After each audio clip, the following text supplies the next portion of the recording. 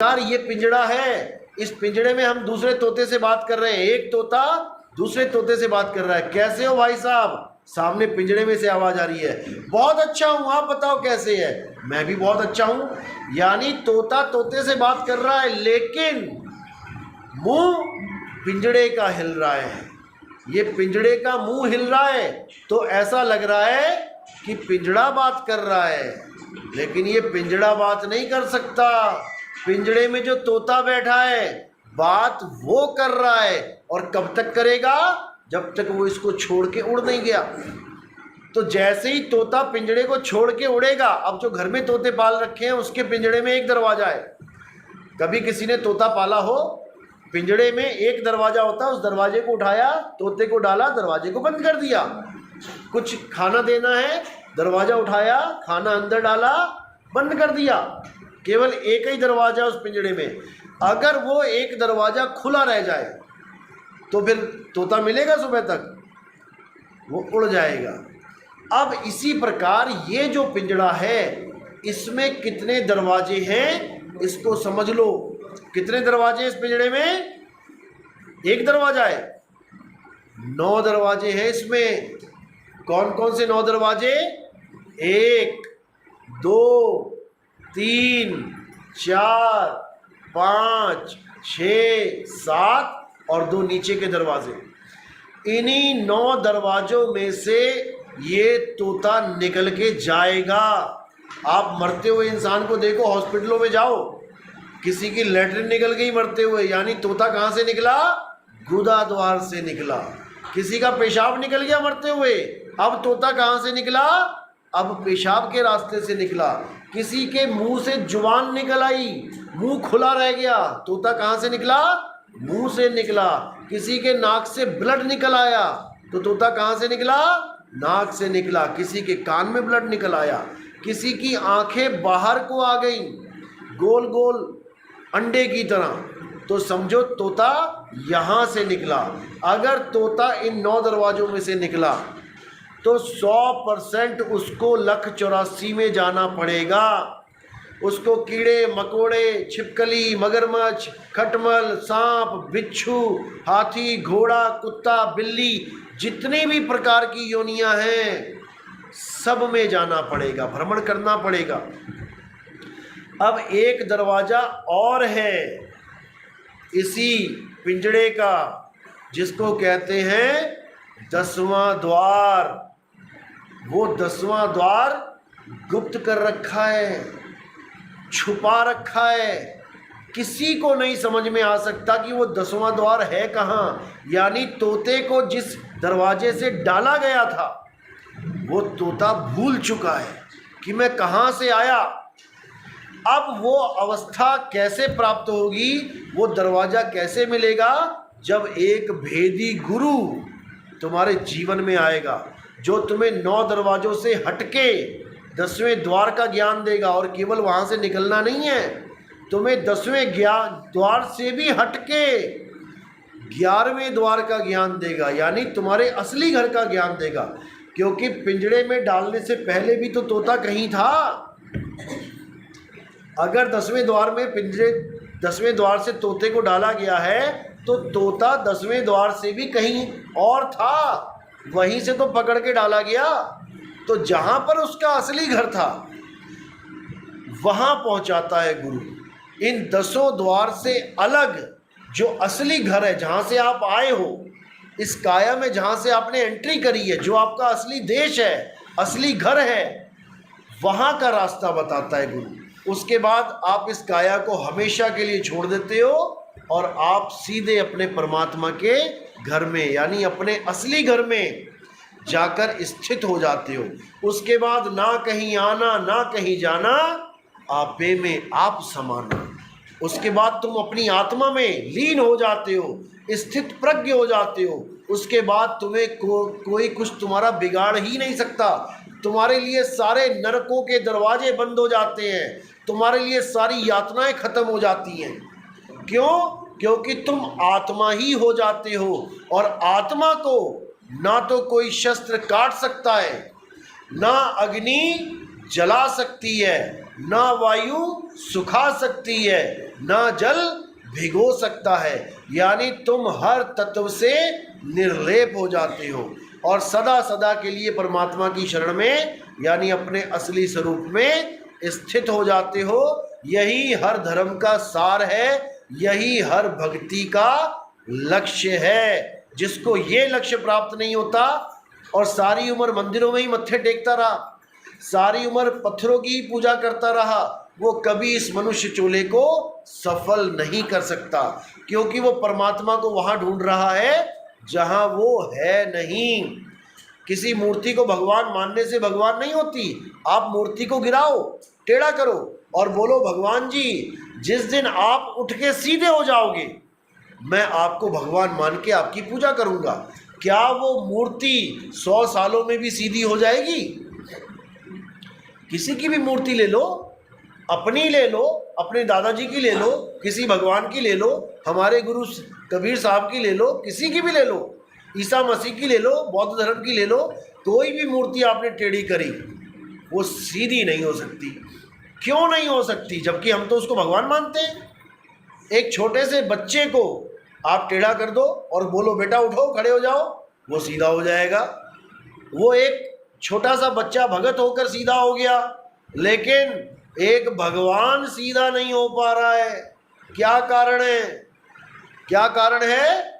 क्योंकि छोटे से बच्चे में आत्मा है और उस पत्थर में आत्मा नहीं है। लेकिन हमें क्या समझाया जाता है? नहीं, इसमें प्राण प्रतिष्ठा कर दी गई है, इसमें जीव डाल दिया गया है, आत्मा का प्रवेश करा दिया गया है, अब ये भगवान है। चलो ठीक है, मान लिया, लेकिन कब तक भगवान है? जब तक वो मूर्ति खंडित नहीं हो गई। अगर किसी मूर्ति की छोटी सी उंगली का नाखून भी टूट जाए तो भगवान को खंडित बता के उस मूर्ति को उठा के पीपल के नीचे रख देते हैं। हमारे भारत में तो ऐसा ही होता है, यहाँ नहीं पता क्या होता है, हमें नहीं पता यहाँ क्या होता है, लेकिन हमारे वहाँ आप सड़कों के किनारे जाओगे, आपको बहुत सारे देवी देवताओं की, भगवानों की फोटो ऐसी जर्जर हालत में मिलेगी कि उसको कोई देखने नहीं आ रहा। और वो वही मूर्तियाँ थी जो प्राण प्रतिष्ठा के साथ लाखों रुपया खर्च करा के मंदिर में स्थापित की गई थी। आज कोई पूछने वाला नहीं। क्यों? क्योंकि मूर्ति का नाखून खंडित हो गया। क्या नाखून टूटने पे आपकी मृत्यु हो जाती है? जब नाखून टूटने पे भगत की मृत्यु नहीं होती तो भगवान की मृत्यु कैसे हो गई? इसको समझना पड़ेगा। हमारे घर के बच्चा है, कोई उसका हाथ भी कट जाए तब भी हम उसे घर से बाहर नहीं रखते कभी। उसको बैंडेड वैंडेड लगा के पट्टी करवा के घर पे ही रख लेंगे। लेकिन भगवान के मुकुट का छोटा सा कोना टूट जाए तो पूरे भगवान को ही उठा के मंदिर से बाहर रख देते हैं। ये हमारी मेंटिलिटी है, ये हमारी अज्ञानता है। असल में भगवान किसी मूर्ति में वास नहीं करते, नहीं तो सोमनाथ का मंदिर 17 बार मुसलमानों द्वारा लूटा गया। भगवान का ही घर लूट लिया गया 17 बार। आपका घर कोई लूटने आए तो आप उसको रोकोगे जब तक आपकी जान में जान है। आप अपने घर को लूटने नहीं दोगे। तो भगवान का घर 1 बार नहीं, 2 बार नहीं, 10 बार नहीं, 17 बार लूट लिया गया। कारण क्या है? कारण ये है कि भगवान उस मंदिर में नहीं है। अगर भगवान उस मंदिर में होते तो मजाल है किसी की के मंदिर के अंदर घुस के दिखा देता। भगवान असल में कहाँ थे? जहाँ लोग उसको ढूंढ नहीं पाए। अब कबीर साहब भगवान का एड्रेस बता रहे हैं, अगर आप समझ पाओ तो, क्योंकि हर चीज़ एड्रेस से मिलती है। आपको प्यास लगी है तो इस पूरे स्कूल में कहीं ना कहीं वो एड्रेस है जहाँ पर आप सीधे जाते हो और पानी पीते हो। कहाँ जाते हो? जहाँ पर वो टंकी लगी है पानी की, जहाँ पर वो नल है। आप कहीं भी नहीं चले जाते हो जब प्यास लगती है। आपको एड्रेस पता होता है कि 3rd फ्लोर पे उस कमरे में वाटर कूलर लगा है। जैसे ही प्यास लगी अपने आप कदम कहाँ बढ़ते चले गए? वाटर कूलर की तरफ, क्योंकि आपको एड्रेस पता है उसका। लेकिन हम परमात्मा को नहीं ढूंढ पा रहे हैं क्योंकि उसका एड्रेस ही नहीं पता है।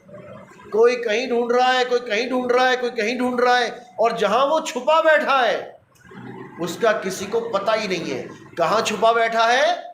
कबीर साहब की एक वाणी है, अगर ये समझ जाओगे बहुत अच्छी बात है। इस वाणी के बाद मैं विराम दूंगा अपनी वाणी को।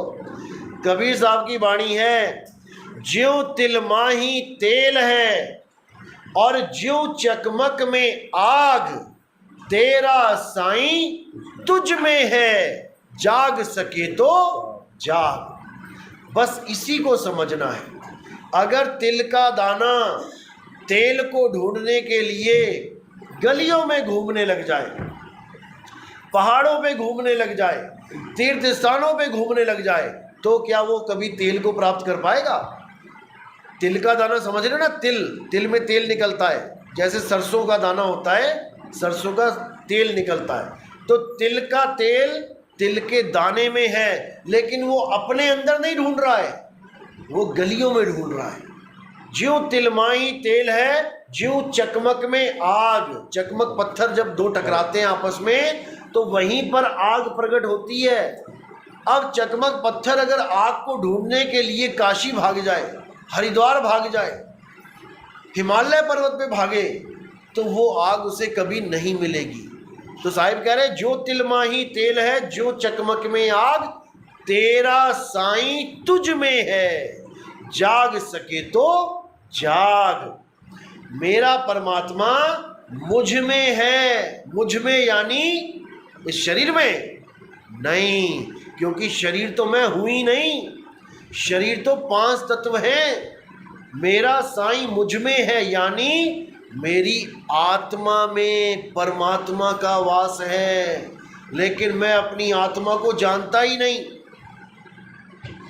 आत्मा सबके पास है ना, कोई घर छोड़ के तो नहीं आया, सब लेके आए हो। मतलब पंखा भी आपके पास है, करंट भी आपके पास है, आप पंखे को भी छू सकते हो, करंट को भी छू सकते हो, क्योंकि दोनों चीज आपके पास है। लेकिन यहाँ पे शरीर भी आपके पास है, आत्मा भी आपके पास है, लेकिन आप शरीर को तो छू सकते हो, शरीर का तो ज्ञान आपको मिल गया, लेकिन आत्मा को आज तक आप टच भी नहीं कर पाए। कभी आप जान ही नहीं पाए कि आत्मा नाम की चीज मेरे साथ घूम रही है, मैं उसको जानूं तो सही। और याद रखना, जितना झटका इस करंट को छूने पे लगता है, इससे लाख गुना ज्यादा झटका आत्मा को छूने पे लगता है। जिस दिन आपने आत्मा को छू लिया ना, उस दिन आपको समझ में आ जाएगा, बाप रे बाप, ये मेरे साथ क्या घूम रहा है, क्या चीज लेके मैं घूम रहा हूं अपने साथ। क्योंकि ये करंट तो केवल लोहे को चला सकता है, ये करंट इस शरीर को नहीं चला सकता। तो सोचो, जो आत्मा इस शरीर को चला रही है, यानी इस मिट्टी को चला रही है, वो कितनी पावरफुल होगी। उसी आत्मा को जानना परमात्मा को जानना है, ना कि पत्थरों की पूजा करके अपने जीवन को बर्बाद करना है।